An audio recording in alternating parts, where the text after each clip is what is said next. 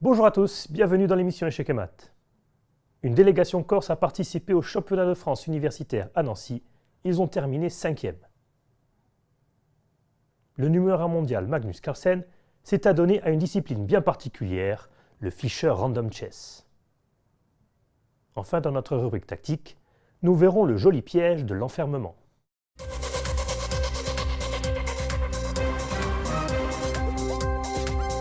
In Nancy, nella piazza Stanislas, in un quadro sontuoso di casa comune, 5 studenti cortinesi hanno partecipato al campionato di Francia universitario nel tempo di una domenicale.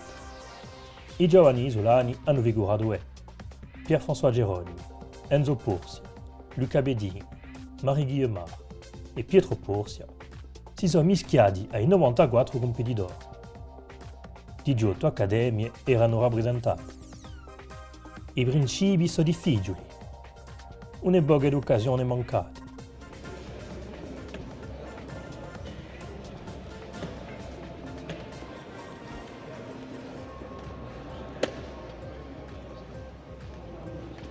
Ma la squadra corsa non cappia e ottenne risultati buonissimi nelle ultime partite.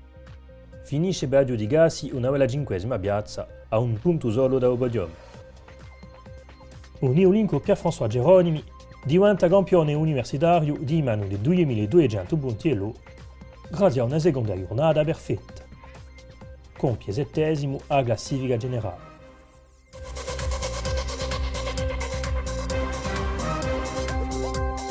Si assomiglia a un match per il titolo di campione del mondo. E ne uno. Di sicuro non era mica ufficiale e non erano mica scacchi. Pertanto, che è il numero 1 mondiale di scacchi Magnus Carlsen e il numero 8 Hikaru Nakamura che si sono affrontati parecchi ore. Lo scopo era di designare il campione del mondo non ufficiale di una disciplina conosciuta dall'amatore di scacchi, il Fischer Random Chess. Le regole sono le stesse che ai scacchi, ma la posizione di principio è data di maniera aleatoria. I giocatori si trovano dunque in territorio sconosciuto dal primo corpo. Ciò che indiena partite di un altro mondo, per il più grande piacere degli spettatori.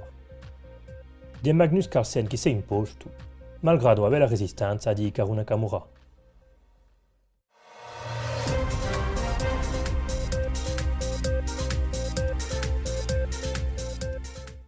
Voici une astuce à connaître. Ici, la position est égale. Les blancs vont tendre un piège à leur adversaire. Regardez. Roi B1 en C1. Alors c'est un bon coup car les blancs rapprochent le roi du centre pour la finale. Mais on remarque que le pion A2 n'est plus défendu par le roi. Et c'est ça le piège. Que se passe-t-il si les noirs capturent ce pion A2 ? Eh bien, le piège se referme sur le fou noir. Les blancs jouent pion B2 en B3. Et regardez, le roi blanc va aller tranquillement cueillir ce fou. Malin, non? Alors, les noirs peuvent faire des tentatives, mais ne parviendront pas à sauver ce fou.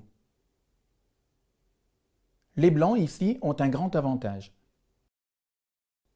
Maintenant, une astuce encore plus jolie.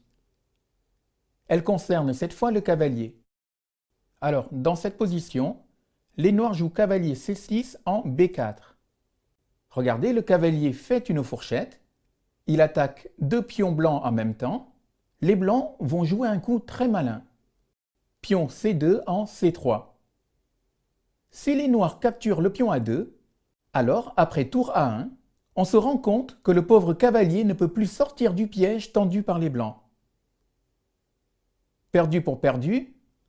Après, par exemple, cavalier prend C3 et pion prend C3. Les blancs ont un bon avantage. Une belle astuce de défense pour enfermer un cavalier.